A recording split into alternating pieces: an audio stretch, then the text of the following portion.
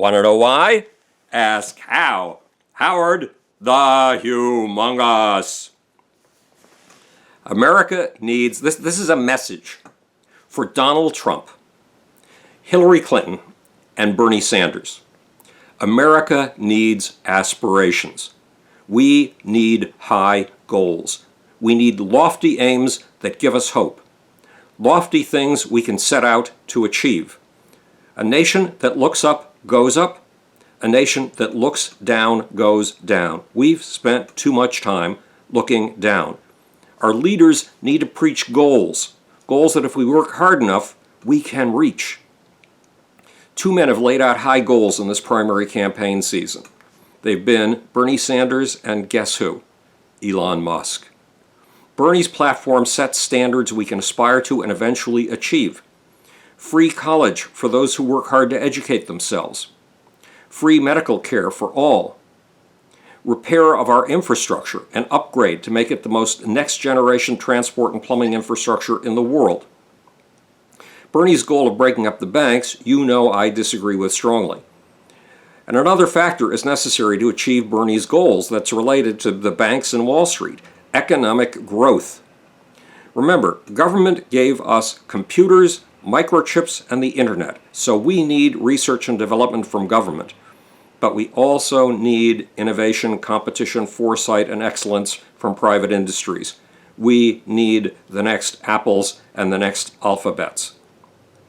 Bernie Sanders' platform should be the platform of the Democratic Party.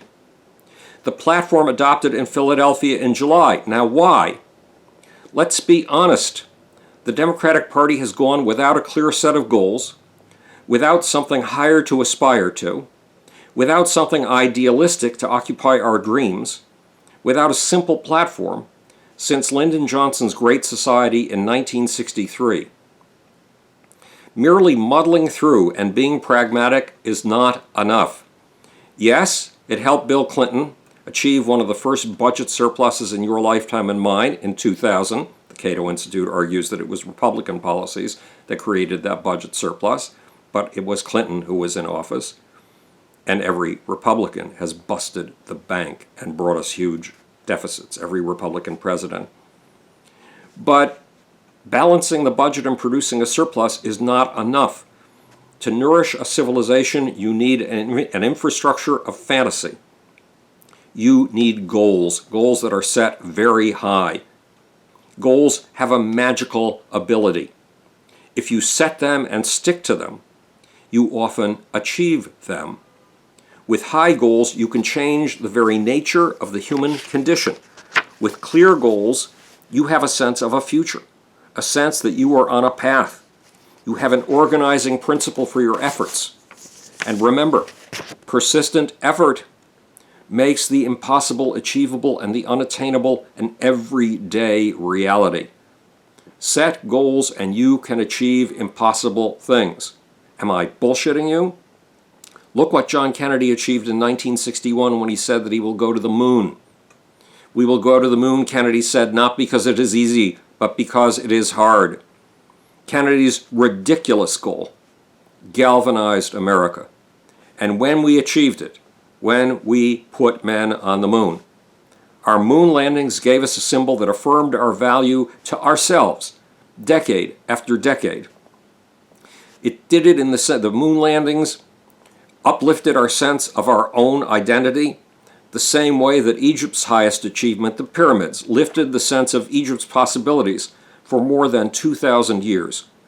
But the pyramids did more than make the Egyptians feel mighty. They lifted the sense of human possibility as far away as Greece.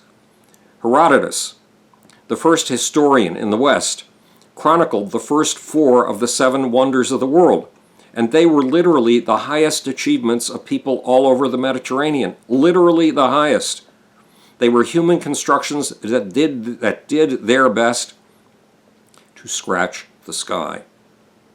Those achievements would later include the Colossus of Rhodes, 10 stories high, with, according to legend, 1 foot planted on one side of the inlet to Rhodes Harbor and another planted on the other bank. Now, why did Herodotus and those who followed him collect these tales of wonders? These tales of human achievement, they awe us, they entertain us, and they raise our sense of human possibility.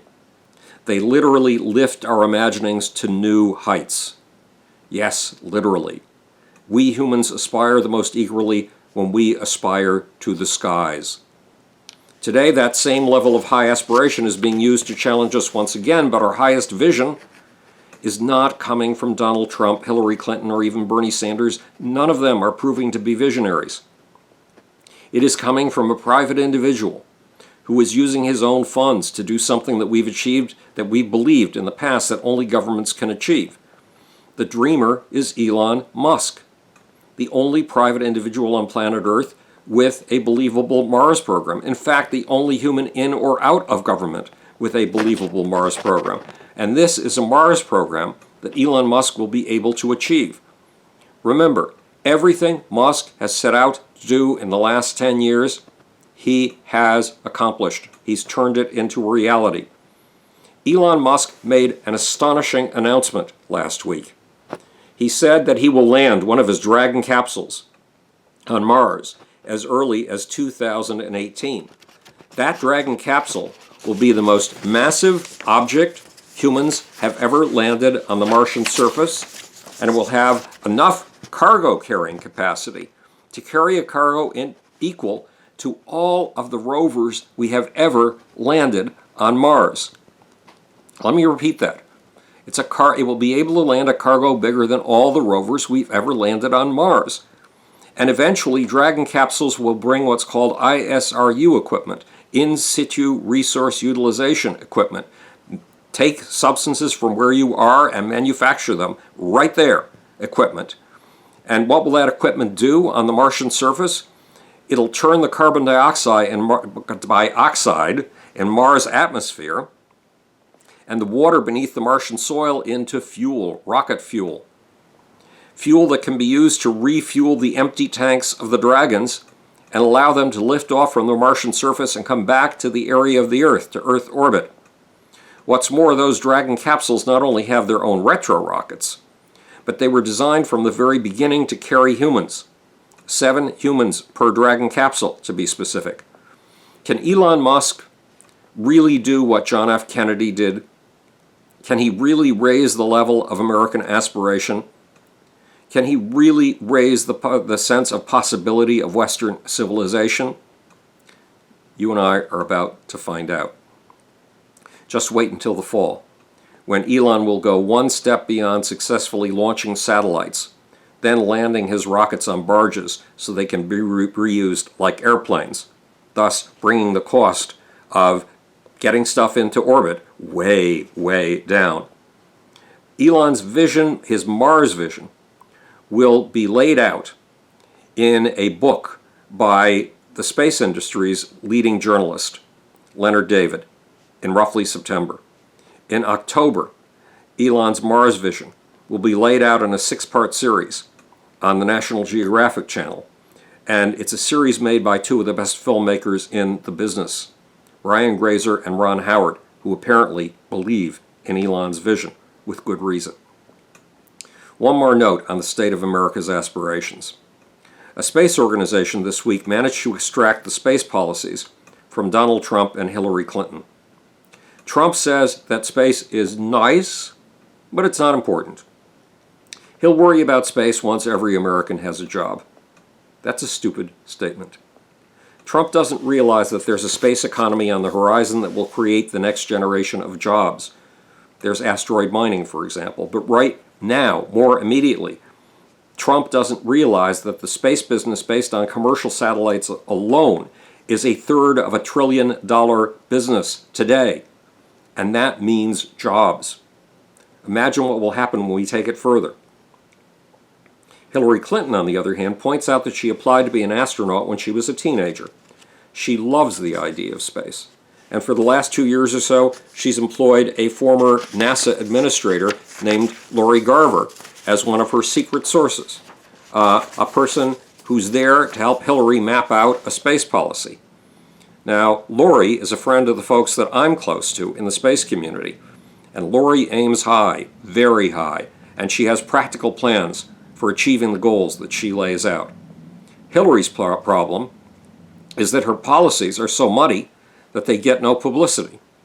And unless you insert your vision into the public imagination, you fail to add to the infrastructure of fantasy. For more about what the infrastructure of fantasy is, see my book, The Genius of the Beast, a radical revision of capitalism. But enough for the commercial plug.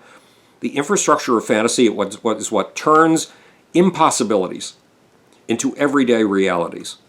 Realities that generations to come will stand on like new rungs on a ladder, new stairs on a staircase.